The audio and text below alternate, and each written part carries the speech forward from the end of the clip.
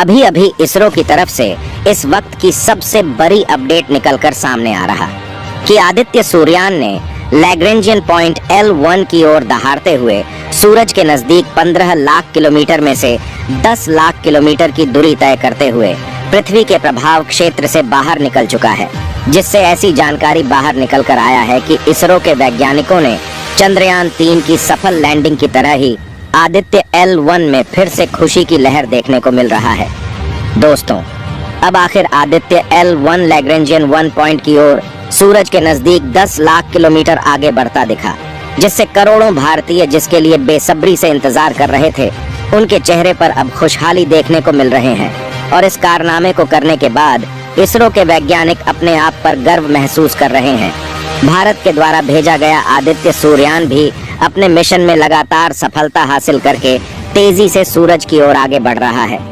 लेकिन मित्रों, आपको पता है, आदित्य L1 तेजी से आगे बढ़ते हुए अपनी राह भी भटक गया था। इसरो ने बहुत ही शॉकिंग न्यूज का अपडेट दिया था। हम लोगों के दिमाग में बहुत तरह के सवाल उठ रहे थे। क्या वह अंतरिक्ष की गहराइयों में आदित्य L1 खो गया है? आदित्य L1 क्या फिर एक बार राह पकड़ ली है? क्या सूर्य के रहस्य का अध्ययन करना काफी चुनौतीपूर्ण है? दोस्तों, ऐसा ही जबरदस्त जानकारी जानने से पहले अगर आप एक सच्चे देशभक्त हैं तो इस वीडियो को एक लाइक जरूर कर दीजिए और कमेंट बॉक्स में इसरो की मेहनत और कामयाबी के लिए जय हिंद जय इसरो जरूर लिखें। और साथ ही अगर अभी तक आपने मेरे चैनल को सब्सक्राइब नहीं किया है तो सब्सक्राइब जरूर से कर दें। तो चलिए दोस्तों, हम अपने टॉपिक पर आते हैं। सूर्य के रहस्य का अध्ययन करना काफी चुनौतीपूर्ण है, क्योंकि इसके सतह का तापमान लगभग 9,941 डिग्री फ़ारेनहाइट है। सूरज के बाहरी कोरोना का तापमान अभी तक मापा नहीं जा सका है। इसी को देखते हुए आदित्य L1 पृथ्वी और सूर्य के बीच की कुल दूरी के लगभग 1% दूरी 15 लाख किलोमीटर पर मौजूद L1 के पास की कक्षा में स्थापित किया जाएगा।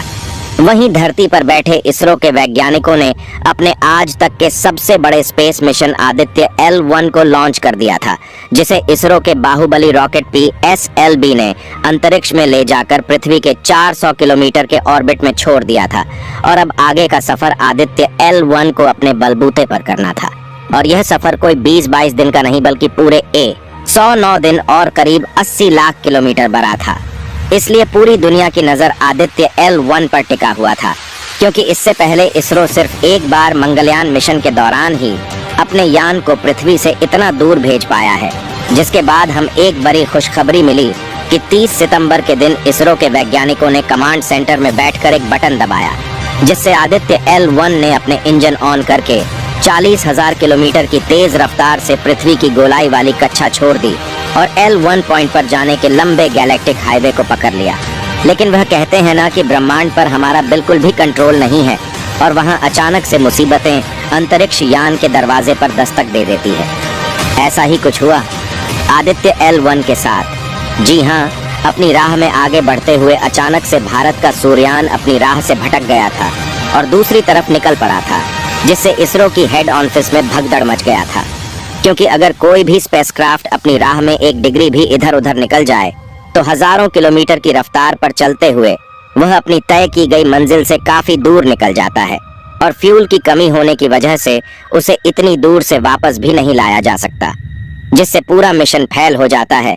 इसलिए जब 6 अक्टूबर के दिन जब आदित्य L1 अपनी राह से भटका, तभी इसरो के कमांड सेंटर में इमरजेंसी सिग्नल शुरू हो गया और इसरो के वैज्ञानिकों के पास आदित्य L1 की एक ट्रैजेक्टरी ठीक करने के लिए बस कुछ ही मिनट का समय बचा था। तो जल्दी से सभी वैज्ञानिकों ने अपने कंप्यूटर संभाले और परफेक्ट कैलकुलेशन करके तुरंत आदित्य L1 का इंजन फायर कर दिया, जिससे उसके तय किए गए एंगल पर मुड़कर अपनी रफ्तार देखते ही देखते अपनी राह पर वापस आ गया। जी हाँ, इस बात की जानकारी देते हुए इसरो ने अपने ट्वीट में कहा कि 6 अक्टूबर के दिन हमने प्रोजेक्टरी कलेक्शन मैनुअल यानी TCM को परफॉर्म किया था, जिसके लिए आदित्य L1 के इंजन को 16 सेकंड के लिए फायर किया गया था। उन्होंने आगे बताया कि ट्रांस लैग्रेंजियन पॉइंट इंसंशन प्रक्रिया के बाद प्रोजेक्टरी कुकिंग कर उसे करेक्ट करना अनिवार्य था, क्योंकि प्रोजेक्टरी कलेक्शन मैनुअल से सॉल्यूशन होता है कि स्पेसक्राफ्ट अपने सफर में सही तरह से आगे बढ़ेगा और लैग्रेंजियन पॉइंट 1 के पास वाली हेलो ऑर्बिट में सही से एंट्री ले लेगा। इस वक्त आदित्य L1 सही सलामत आगे बढ़ रहा है। अब से कुछ ही दिनों के बाद उसके मैग्नेटोमीटर को फिर से ऑफ कर दिया जाएगा।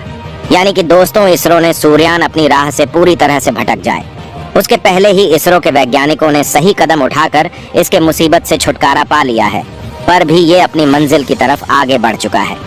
आपको बता दें कि सूर्य और पृथ्वी के बीच की दूरी लगभग 150 मिलियन किलोमीटर है और आदित्य L1 इस डिस्टेंस का लगभग 15 लाख किलोमीटर दूर ब्रह्मांड में मौजूद लैग्रेंजियन पॉइंट 1 पर जाने वाला है, जिसकी हेलो ऑर्बिट में यह बिना फ्यूल का इस्तेमाल किए अगले 5 साल तक घूमता रहेगा और वहां सूर्य का स्टडी करेगा। अब आपके दिमाग में यह सवाल आ रहा होगा, कितना दूर से ही करना था तो फिर पृथ्वी की निचली कक्षा यानी 400 किलोमीटर की ऑर्बिट में भी घूमकर तो सूर्य की ऑब्जर्वेशन की जा सकती है, तो फिर इतना दूर क्यों जाना। तो बता दें कि लैग्रेंज पॉइंट 1 एक ऐसी जगह है जहां पर आदित्य L1 को किसी भी ग्रहण का सामना नहीं करना पड़ेगा, यानी कि वह 24 घंटे 365 दिन लगातार सूर्य की ऑब्जर्वेशन कर सकता है। वहीं इस पॉइंट पर सूर्य और पृथ्वी दोनों के ग्रेविटेशनल फोर्स एक समान होने की वजह से एक दूसरे को कैंसिल कर देते हैं, यानी इस पॉइंट पर पहुंचने के बाद न सूर्य और न पृथ्वी आदित्य L1 पर ग्रेविटी यानी खिंचाव लगा पाएंगे, जिससे आदित्य L1 को ऑर्बिट में रहने में आसानी होती है। अब इस पॉइंट पर पहुंचने के पहले तो आदित्य L1 ने पृथ्वी के कई चक्कर लगाते हुए अपनी ऑर्बिट बरी की और अब पृथ्वी के स्पीयर ऑफ इन्फ्लुएंस से निकलकर एस पॉइंट की तरफ सीधे हाईवे पर बढ़ चुका है, जिसे कुरोज फेज कहते हैं। इस कुरोज फेज के खत्म होने के बाद यह लैग्रेंजियन पॉइंट 1 के पास एक बड़ा चक्कर लगाएगा और मौका मिलते ही L1 पॉइंट की ऑर्बिट में घुस जाएगा, जहां से इसका रिसर्च बोर्न शुरू होगा। अब चूंकि इसरो अपने स्पेसक्राफ्ट को डायरेक्ट भेजने की बजाय गोल गोल घुमा करके उनके फ्यूल को बचाते हुए आगे भेजता है, इसलिए दूसरी स्पेस एजेंसीज के मुकाबले हमारा रास्ता थोड़ा बड़ा होता है। जैसे कि चंद्रयान 3 को 55 लाख किलोमीटर का सफर करना पड़ा था और अब आदित्य L1 को अपनी मंजिल तक पहुंचने में करीब 80 लाख से 1 करोड़ किलोमीटर का सफर तय करना पड़ेगा, जिसमें यह करीब 109 दिन लेने वाला है। यानी कि नवंबर के आखिरी हफ्ते में या फिर दिसंबर के पहले हफ्ते में यह अपनी मंजिल में पहुंच जाएगा। अब आप कहोगे कि वह सब तो ठीक है, लेकिन L1 पॉइंट पर जाकर आदित्य L1 करेगा क्या यह सूरज से आने वाले रेडिएशन और तूफान और कोरोनल मास इंजेक्शन और कोरोना टेम्परेचर वेरिएशन को स्टडी करेगा। इसके लिए इस पर 7 एडवांस पैलोड उपकरण लगाए गए हैं, जो आदित्य L1 पर लगे सोलर पैनल की मदद से चार्ज होकर काम करेंगे और सामने की तरफ लगे पड़े एंटीना के जरिए research data ISRO command centre तक पहुंचाएंगे। दोस्तों, आपको यह जानकर हैरानी होगी कि सूर्य के केंद्र का तापमान 15 मिलियन डिग्री सेल्सियस है, जबकि इसकी बाहरी सतह का तापमान सिर्फ 6000 डिग्री सेल्सियस है। लेकिन यही तापमान इसके वातावरण आखिरी हिस्से यानी कि कोरोना तक पहुंचते पहुंचते 1 से 3 मिलियन डिग्री सेल्सियस हो जाता है और आदित्य L1 यह जानने की कोशिश करेगा कि आखिर ऐसा क्यों होता है। इसके अलावा सूर्य समय समय पर मैटर को बाहर अंतरिक्ष में फेंकता है, जिसमें प्लाज्मा के साथ मैग्नेटिक फील्ड भी होती है, जो इतनी खतरनाक होती है कि अगर यह पृथ्वी के मैग्नेटोस्फीयर से टकरा जाए तो वातावरण के ऊपरी हिस्से में भयंकर रेडिएशन फैला दें। ऐसे में आदित्य L1 इस बात का पता लगाने की कोशिश करेगा कि कोरोनल मास इंजेक्शन कब और कितनी तीव्रता से होता है। वही सूरज से आने वाले सौर तूफान भी हमारी पृथ्वी के लिए काफी खतरनाक होते हैं, जिन्हें पृथ्वी की मैग्नेटिक फील्ड धरती पर आने से रोक तो देती है, लेकिन अगर हम स्पेसक्राफ्ट में बैठकर अंतरिक्ष में जाना है तो हमें सौर तूफानों से बचना होगा। इसलिए आदित्य L1 इन तूफानों पर भी नजर रखेगा और इसके अलावा सूर्य की ऑब्जर्वेशन करेगा। यानी कुल मिलाकर सूर्यान आदित्य L1 सूरज की उम्र रहस्यों से पर्दा उठाएगा, जो आज तक अनसुलझे हैं, और अपने काम के लिए वह सूरज से मिलने वाली ऊर्जा का इस्तेमाल करेगा। 5 साल के मिशन के दौरान अंतरिक्ष यान L1 से ही सूर्य का अध्ययन करेगा। L8 अंतरिक्ष में स्थित वह स्थान है जहां सूर्य और पृथ्वी का गुरुत्वाकर्षण बल समान होता है।